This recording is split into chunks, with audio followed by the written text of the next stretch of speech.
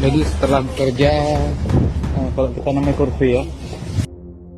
Anggota Satuan Brimopolda Aceh Bribda Muhammad Rio diduga bergabung dengan tentara bayaran Rusia setelah meninggalkan kedinasannya tanpa izin sejak 8 Desember 2025.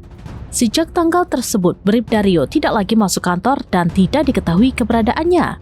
Pihak kepolisian menyebut tindakan tersebut sebagai disersi, yakni meninggalkan tugas tanpa izin resmi dari pimpinan satuan.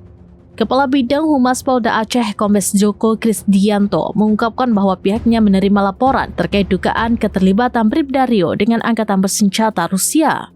Bahkan yang bersangkutan disebut-sebut berada di kawasan Donbas, wilayah konflik antara Rusia dan Ukraina.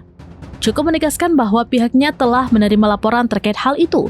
Mereka memastikan Bribda Muhammad Rio merupakan personel Satuan Brimob yang melakukan disersi dengan meninggalkan tugas tanpa izin dari pimpinan satuan. Joko menjelaskan sebelum pergi ke luar negeri dan menjadi bagian dari militer Rusia, Rio telah memiliki riwayat pelanggaran kode etik profesi Polri hingga disidang Komisi Kode Etik Polri atau KKEP.